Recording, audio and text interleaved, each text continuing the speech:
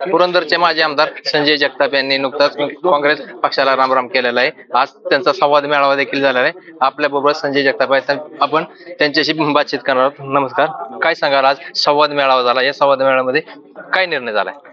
संवाद मेळाव्यामध्ये सर्वच माझ्या परिवारातील सर्व सहकाऱ्यांचा, पदाधिकाऱ्यांचा, नगरसेवक, नगराध्यक्ष, पंचायत समिती सदस्य, जिल्हा परिषद सदस्य, माजी जिल्हा परिषद सदस्य, त्याचप्रमाणे सर्वच माझे सहकारी, वेगवेगळ्या सहकारी संस्था, संघटनांमध्ये, त्याचप्रमाणे राजकीय पदावरती ज्यांनी वेगवेगळे काम केलं, ती सर्व सहकारी एकत्रितपणे होते आणि एकत्रितपणे आमचा सगळ्यांचा निर्णय। आता isakal.com आहे देशातील नंबर 1 ची मराठी न्यूज वेबसाईट। प्रत्येक अपडेटसाठी isakal.com ला नक्की भेट द्या। आणि निश्चय त्या ठिकाणी झालेला आहे की भारतीय जनता पक्षाच्या परिवारामध्ये आपण त्या ठिकाणी येणाऱ्या 16 तारखेला त्या ठिकाणी विलीन होतो आहे।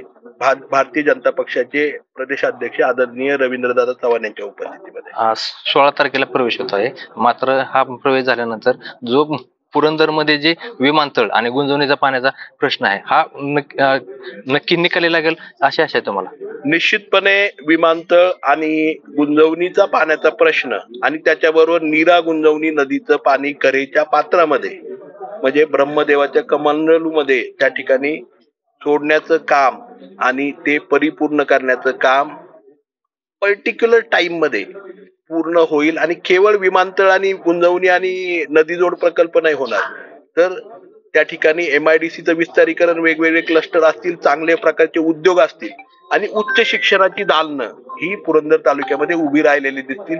या मातीने अनेक राष्ट्रीय पुरुषांना त्या ठिकाणी जन्म दिलेला आहे। त्या राष्ट्रीय पुरुषांचे स्मारक असतील, छत्रपती शंभू महाराजांची शंभू सृष्टी असेल, ज्या पुण्यश्लोक अहिल्यादेवींची त्या ठिकाणी जेजुरीला त्यांची संकल्पित अशा प्रकारची अहिल्या सृष्टी आम्ही उभी करतो, ह्या सगळ्याला चालना आद्य क्रांतीवीर उमाजी नाईकांचं खऱ्या अर्थाने समर्पित स्मारक, या सगळ्या गोष्टी आम्ही त्या ठिकाणी निश्चितपणे परिपूर्ण करू।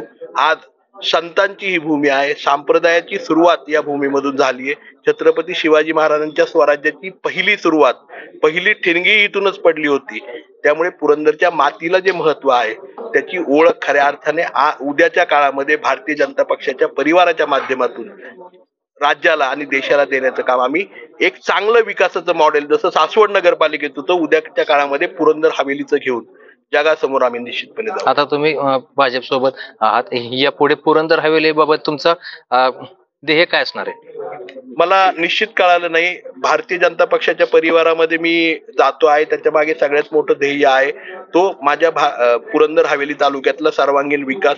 इथे वेगवेगळे उद्योग आले पाहिजेत, तरुणांना रोजगार निर्माण झाला पाहिजे, माझ्या सर्वसामान्य शेतकऱ्यांना ज्या अडीअडचणी आता येत आहेत किंवा पाण्याची गुंजवणीसारखा प्रकल्प, पुरंदर उपसासारखा प्रकल्प, जानाई शिंचाईसारखा प्रकल्प, हे कार्यक्षमतेने, चांगल्या प्रकारे, सक्षमतेने, विना राजकारण, विना भ्रष्टाचार त्या ठिकाणी चालले पाहिजेत। पोलीस स्टेशनचे त्रास माझ्या सर्वसामान्य नागरिकांना त्या ठिकाणी झाले नाही पाहिजेत। त्या ठिकाणी चांगल्या प्रकारची पारदर्शकता आली पाहिजे कामकाजामध्ये आणि विकासाचं काम, पानंद रस्ते, त्यानंतर गावागावांना जोडणारे रस्ते, गावांच्या पर्यंत एसटींचं असणारं जाळं करणं, ह्या सगळ्या गोष्टी मला त्या ठिकाणी करायच्यात। उच्च शिक्षणाचं दार पुरंदर तालुक्यासाठी उघडायचं आणि त्याच्यासाठीच पुरंदर युनिव्हर्सिटीची घोषणा मगाशी मी त्या ठिकाणी पत्रकार परिषदेमध्ये केली। 29ला जी विधानसभा निवडणूक होणार, त्यातून भाजपचे उमेदवार संजय जगताप असतील का?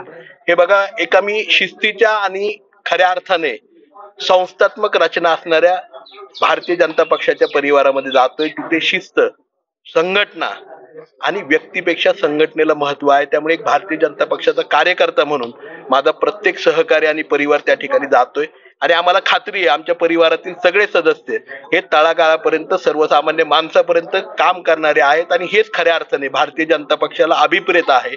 त्यामुळे माझ्या कामाची पावती म्हणून निश्चितपणे भारतीय जनता पक्ष भविष्य काळामध्ये माझा विचार करेल जर मी तेवढं काम केलं तर। नक्कीच या ठिकाणी हे होते संजय जगताप, मंगेश केसरे, सासवड।